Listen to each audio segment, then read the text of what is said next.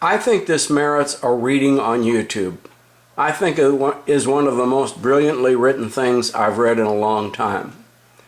I found it this week on the Daily Kos, and the link to it is tinyurl.com/6N as in November, J in Juliet, S Sierra, 7, Romeo Mary. An open letter to the people who hate Obama more than they love America. I have no idea who wrote this. I found it on that page. It says, "By ministry of truth, follow." I have to have some video on this thing, so I will give you crossing Arizona toward the east from the Grand Canyon. An open letter to the people who hate Obama more than they love America. I meet you all the time. You hate Obama. You hate gay people. You hate black people, immigrants, Muslims, labor union, women who want to make choices concerning their bodies. You hate them all. You hate being called racist. You hate being called a bigot. Maybe if you talked about creating jobs more than you talked about why you hate gay people, we wouldn't call you bigots. Maybe if you talked about black people without automatically assuming they're on food stamps while demanding their birth certificates, we wouldn't call you racist. You hate socialism and social justice. You hate regulations and taxes and spending and the government. You hate. You like war. You like torture. You like Jesus. I don't know how in the heck any of that is compatible. But no one ever accused you haters of being overcommitted to ideological consistency. You like people who look like you, or at least hate most of the things that you hate. You hate everything else. Now you'll notice that if you've seen the original copy of this, I'm cleaning out the profanity. Now I know you profess to love our country and the founding fathers, unless you are reminded that they believed in the separation of church and state. But I need to remind you that America is not what Fox News says it is. America is a melting pot. It always has been. We are a multicultural amalgamation of all kinds of people, and yet you still demonize everyone who's not a rich, white, heterosexual Christian male or his submissive and obedient wife. You hate liberals, moderates, heck, anyone who disagrees with conservative dogma as espoused by Fox News and Rush Limbaugh. You hate them. Well, here are the facts, Jack. If you hate the government, then you're unqualified to manage it. If you hate gay people more than you love America, then you should take your own advice and get the heck out. There are several countries that are openly hostile to gay people, but they're full of brown people, and you don't like them much either, from what I understand.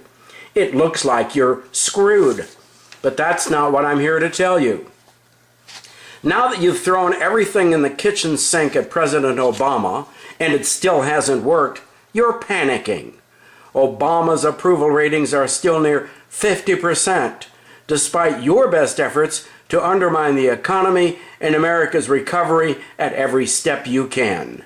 You tried to hold the American economy hostage, to force America into default on its debts. Debts that you rang up under Bush, so you could blame it on Obama, and it failed.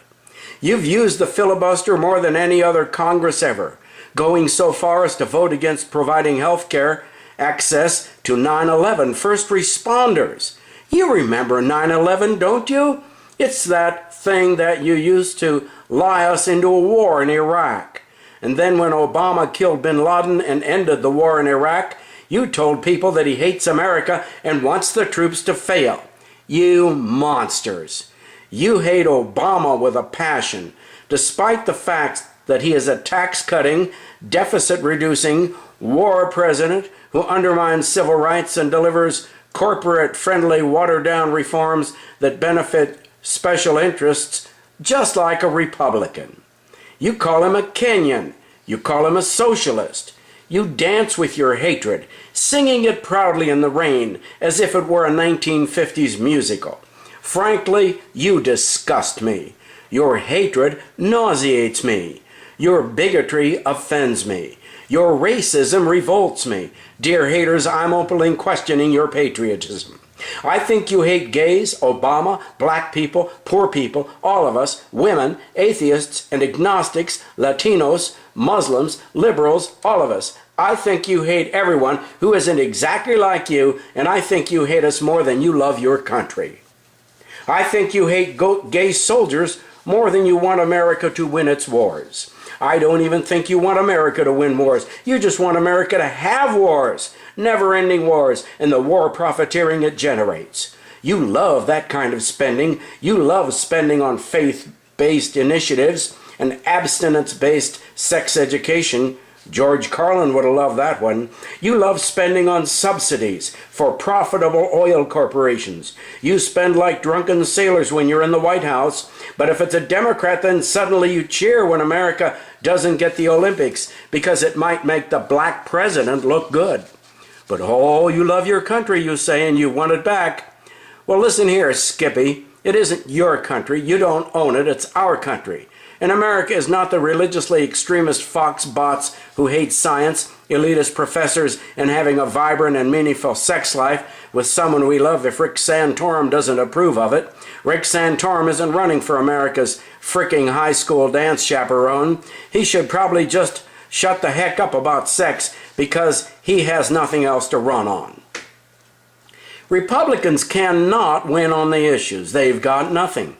All they have is a divide and conquer class war that pits ignorant, racist, and bigoted people against the rest of us in a meaningless battle of wedge issues and the already proven to fail George W. Bush agenda, again, of tax cuts for the rich, deregulation, privatization, and war profiteering, and nothing else. So all they can do is blame black people, gays, the government, anybody and everyone else for their own failings. The party of personal responsibility, my ass. But they love multinational corporations. Just ask a gay-hating and racist religious extremist if they think corporations are people, and they'll gladly agree that they are. But if you ask them if gay people are people, they aren't so sure. Dear haters, you are the cruel, heartless, misinformed axholes who would rather sell America out to Halliburton in a heartbeat. You'd rather pay zero taxes than you would see a newly born baby get access to quality health care. You cheer when we discuss denying health care to young people with preventable diseases, and you boo when we discuss the First Lady's plan to cut back on childhood obesity. You are a cross to carry and a flag to wrap yourself in away from being the people who Sinclair Lewis warned us about, but I guarantee that if Fox News told you to dress that way, you would, because you're the same blind, ignorant, and closed-minded dunces who drove this country into a civil war years ago, because you're bound to the notion that some men are created equal, more equal than others. In short, the reason I proudly wear my Union Army hat is because of seditious sellouts like you who constantly screw over the working class Americans, so a foreign entrepreneur like Rupert Murdoch, he's the guy who owns Fox News, so a foreign entrepreneur like Rupert Murdoch can get a bigger tax break. If corporations are people, they're neither American patriots nor capable of love, just like you. So stop wearing your hate with pride. Stop celebrating your anti-science, anti-math ignorance. Stop using code words to mask your bigotry like family values, especially when you hate my family and when you stand on the same stage as a guy who has 3 marriages, or you share a seat in the Senate with a guy who cheated on his wife with hookers while wearing diapers. Remember who that was. You should be ashamed. I know that you're just doing this to motivate your misinformed hate cult base, because if they actually knew your ideas will make them poorer than they are now, they'd never vote for you. You're doing your best to impoverish your countrymen, so rich people can get bigger tax breaks and you can keep on delivering corporate welfare to the special interests who have bribed you. And I'm disgusted by the way you gleefully parade your hatred with aplomb. I don't think you love America, at least not as much as you hate everyone in America who isn't exactly like you. You should think about that, maybe get some help. And for the record, I don't hate you. I'm embarrassed by you and nauseated by your cruel and your thoughtless behavior and all your consuming greed, but I don't hate you. I forgive you, and I hope you can change someday, but I don't hate you. You have enough hate in you for the rest of us as it is.